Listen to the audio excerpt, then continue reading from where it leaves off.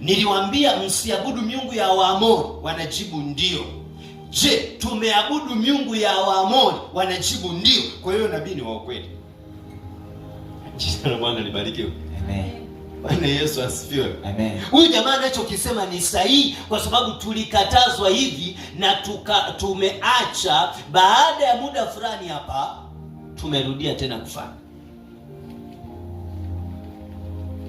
Uko mstari wangapi? Mstari wa 10 umeshakoma. Twende 12. Mstari wa 12 nasema, malaika wa Bwana akamtokea akamwambia. Sasa ili nisiwachanganye watu. Hapa tunaenda na habari ya nabii, mnakumbuka eh? Amen. Hapa tuna habari ya nani?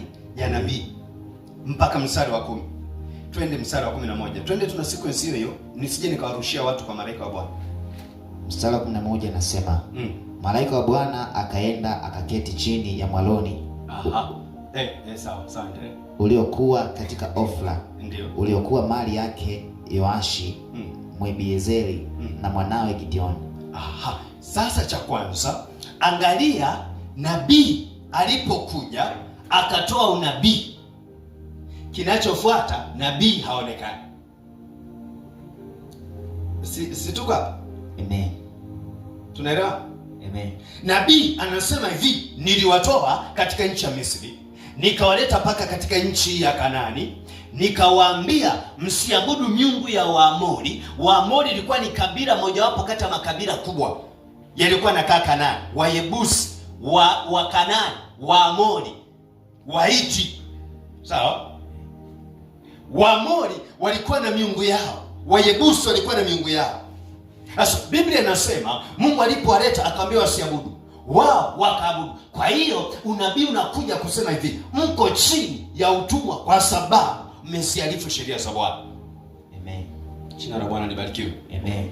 Bwana Yesu asifiwe. Amen. Kwa angalia, anaposimama analeta ujumbe wa kuwatazamisha ya kwamba hivi, mpo hapa mlipo kwa sababu mmesialifu sheria zangu. Anapomaliza kuleta ujumbe, huu ni unabii. Unabii unapopita, Biblia inasema malaika wa Bwana akaenda akaketi chini ya mwaloni. Kwa angalia, unabii unapopita, kumbe huwa anafuata malaika kuja kutekeleza unabii. Umeelewa? Amen.